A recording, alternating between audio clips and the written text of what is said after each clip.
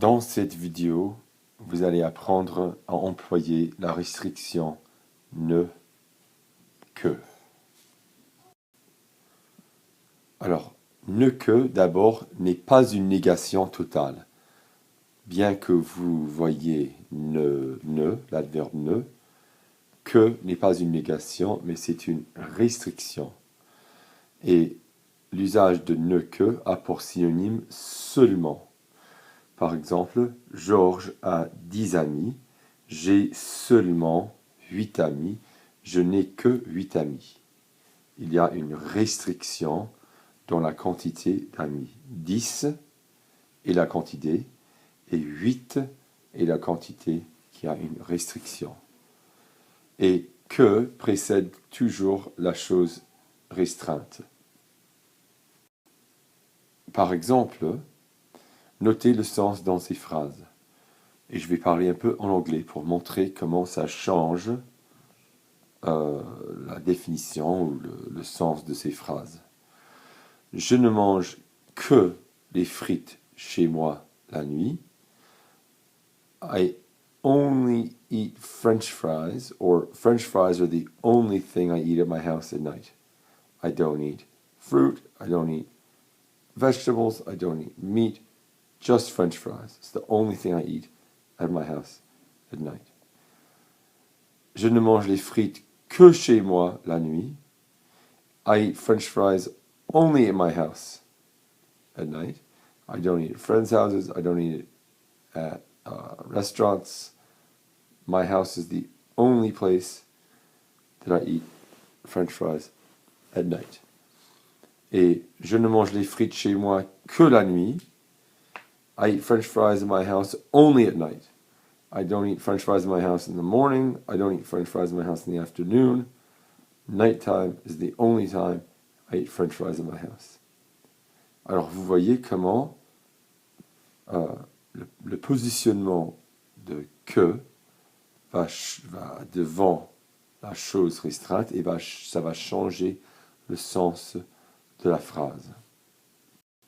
Alors vous allez tout simplement faire un exercice où vous allez refaire la phrase qui a seulement, mais vous allez mettre ne que. Vous allez mettre ne que à la place de seulement. Alors regardez ici, vous avez une expression un peu idiomatique qui offre une solution à un problème, ou donner un conseil à quelqu'un. Dans cette situation, il y a un problème. Il y a un problème, et puis on va offrir une solution simple ou un conseil à ce problème. Alors ici, je suis fatigué, voilà le problème. Et quelle est la solution simple à ce problème? Tu n'as qu'à dormir. Dormir est la seule chose que tu as à faire. Tu n'as qu'à dormir, c'est simple. Il y a une solution simple à ton problème. Alors, la construction est toujours la même. Sujet, ne, avoir conjugué, qu'à, plus l'infinitif du verbe. Voilà, nous allons commencer ensemble cet exercice où vous allez donner des conseils, des solutions simples à des problèmes. Alors regardez, numéro 1, il a faim.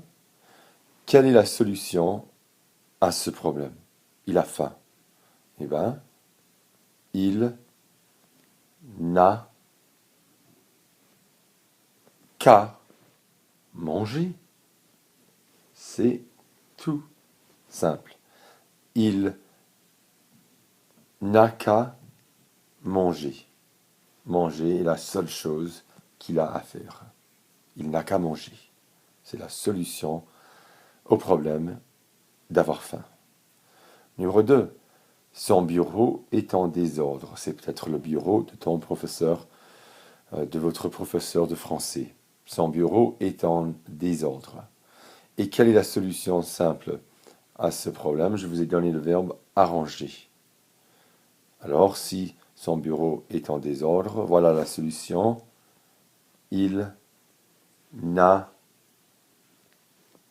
qu'à arranger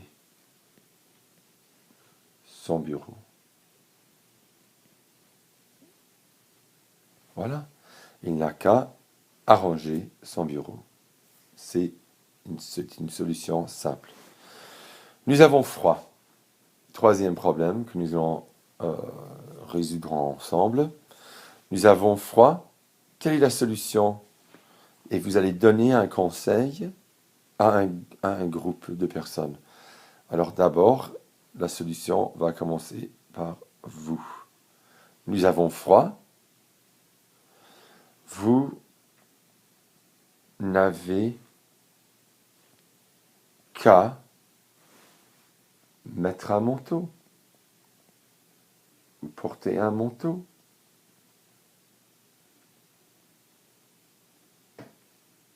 Hein?